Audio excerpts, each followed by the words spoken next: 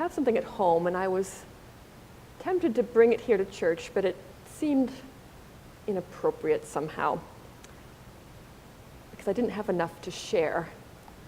So I have a picture I want us to look at instead on the screen.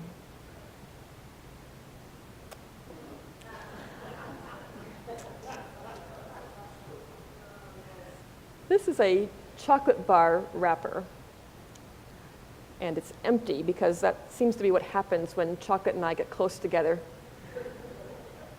Don't understand it. But this one caught my eye, this wrapper. It's really kind of clever, I think. You know, you take a bar of chocolate and you make it look like a dollar bill. And then you switch out Santa for God to make it Christmassy, and you get this "In Santa We Trust," right? In Santa we trust. Maybe Santa will deliver what we're wanting, what we long for. But then, you know, Christmas comes and goes, and we didn't really get what we were looking for. We're still empty inside except for the chocolate. You know, there's this big build-up to Christmas, especially when you're little, of all these things that maybe are going to come finally, and it's wait and wait and wait, and then poof, it's gone. And that can leave us sometimes feeling a little deflated. So I have a second and last picture here for you.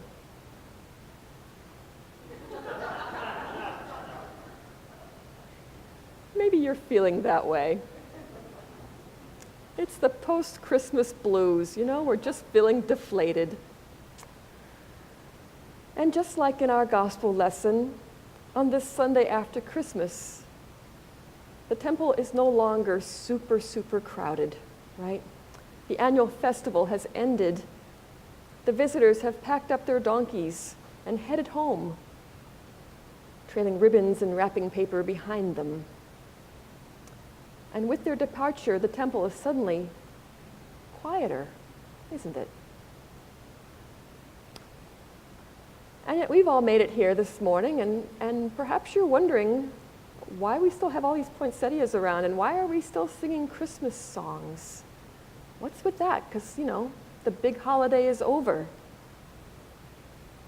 On Christmas Eve, we heard about the birth of baby Jesus. We're done, ready to move on. This used to confuse me to no end when I was about, 12 or something. Couldn't figure it out. Why were they still singing Christmas songs in church when Christmas was over? But eventually I caught on that in the church we have a different calendar than the world, and it seems like our Christmas one starts much later than everybody, but then it lingers a little longer than everybody else does. And on this Sunday, this year after Christmas, we remember that baby Jesus was born at Christmas, but now we're watching him grow up. Suddenly, just like that, he's a teenager. Maybe this happened at your house too. These cute little babies, poof like that, they grow up. Now we're hearing more today about the young Jesus, the teenager Jesus. We know that he was raised by a very observant family that followed the customs and traditions of their Jewish faith. He was carried into the temple before he could even walk and circumcised on the 8th day of his life. And then less than a month later, they brought him back to the temple to be presented to the Lord. Now, years have flown by as they do, and Jesus is about 12 years old. And his parents take him with them to the big Passover festival at the temple, just like they've done every year. Faithful Jews in the first century did this, often traveling there and back in big groups of relatives and friends. And so traveling in a big pack like this, Mary and Joseph headed back home after the festival and figured that Jesus was just in there amongst all their family and friends. They all kind of looked out for each other. But then when the families regrouped at the end of the first day's walk, Mary and Joseph noticed that Jesus didn't seem to be there anywhere. This is probably, I'm guessing, when a panic began to set in. They had to turn around and head back to Jerusalem to look for this Jesus.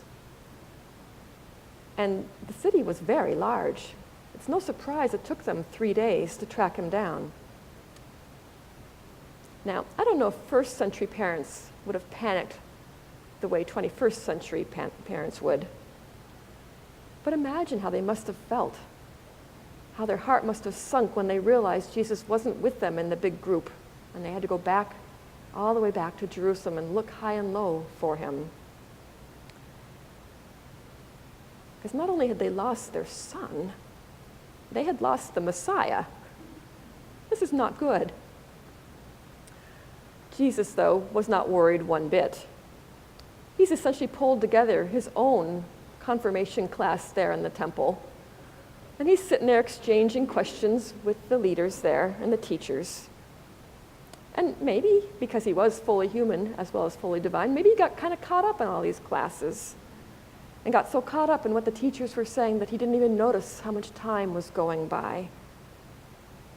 He just lost track of time, maybe, like any boy does doing something he loves. And there at the temple, he was learning that God's wisdom is available to everyone, even to teenagers. Well, if you picture Jesus there in the temple listening and answering all these questions with the teachers in the temple, picture also crowds of people kind of gathering around, because this Jesus, he must have been like a child prodigy or something in their eyes, because he was so into it and doing so well answering these questions. We're told that they were amazed, but the word used there is really closer to ecstatic. They are ecstatic to see this young boy in this setting, learning and answering all these questions. Mary and Joseph were not ecstatic, but we're told that they were astonished and anxious, makes sense to me, and even confused. But in the end, finally, we hear that Mary treasures what she sees there, treasures it in her heart. Maybe that's what we all really long for at Christmas time or at any other time of the year. Something that we can treasure, not just in our hands, but in our very hearts and souls. And goodness knows we look all over Jerusalem for it. Sometimes we do look for it under the Christmas tree. But maybe, just maybe, the first place to look is in the temple. Origen, way back when, said that's the place to look.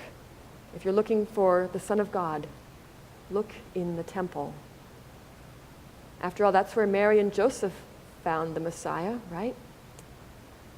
That's where the crowds gathered, so amazed, ecstatic about his level of comprehension. We know that Jesus was born on Christmas Eve, and he grew and changed. And his presence here with us can help us grow and change. God nudges you and me toward new life and new possibilities in the new year. In Revelation, we heard, "Then I saw a new heaven and a new earth. And I heard a loud voice from the throne saying, 'See, the home of God is among mortals. He will dwell with them. They will be his peoples, and God himself will be with them.' And the one who was seated on the throne said, 'See, I am making all things new.'"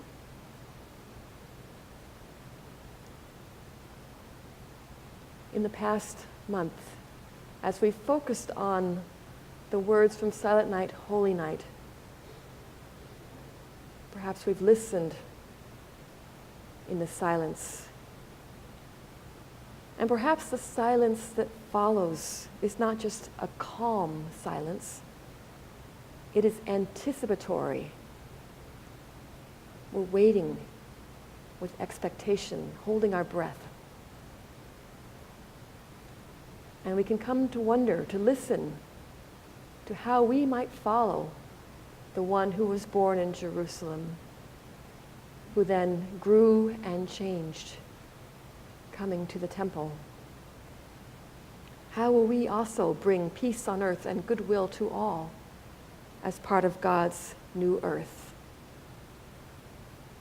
Well, we already know we're doing some new things.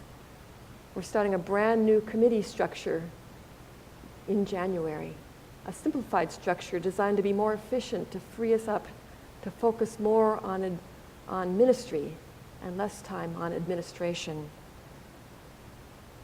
I was trying to think of an example. I don't want us to be a deflated lawn ornament.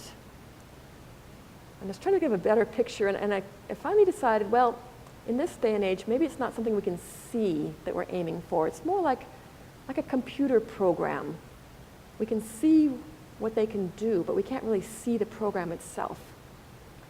And because I'm always trying to put things in illustrations that will appeal and apply to various of us in the congregation, I thought, well, maybe it's time to talk about software, because I know we've got some techie types among us. This always makes my husband nervous. When I try to use illustrations I really don't know much about. But every so often I feel called to do it anyway. But I get advice from him, and I was trying to explain this to him the other day, and he said, well, what you're really talking about is beta. Beta. When you're developing new software, you have the alpha version, I understand, so I'm told, that is sort of the in-house place where it's designed and worked on. And then when you get it to a good situation, a good place, then you share it with other people in the beta version so they can work on it. Well, this was complete news to me. Maybe it's complete news to you. I said, why can't we just say it's 1.0? I understand that. Like Windows 1.0.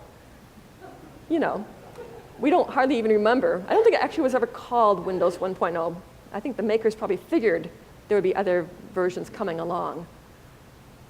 And if we looked at Windows 1.0 now, I think we'd probably be horrified. It's like, well, this doesn't work very well. But somebody had to be brave enough to start with the first version and look for the glitches and the things that needed to be fixed, and then fix them and make Windows 1.5 or whatever. So I want to say to you that I think in this new year, especially as I think about our strategy team that we'll be forming and starting, let's think of it as strategy 1.0. It's not going to be perfect. It's going to be a new thing, just like God calls us to do new things. But it won't be the final product. We're going to try it out, and then we'll fix it and make it into 1.5 or 2.0 or 7.0 or whatever as we go along. But I am so very grateful to those of you who have stepped up to the plate to join me on this journey, this strategy 1.0. And I hope all of us will hold those people on that committee this coming year in our prayers and encourage us as we move forward. God is doing a new thing in our midst. I think it's going to be wonderful. It may not be 1.7 or 7.0 at the very beginning, but it's a start. And it's going to lead to good things. So here at church, we don't say, in Santa we trust. We know that Santa's gifts often disappoint or vanish and leave us feeling deflated. No, here at church, it is in God we trust, because God is creating a new earth and dwells among us.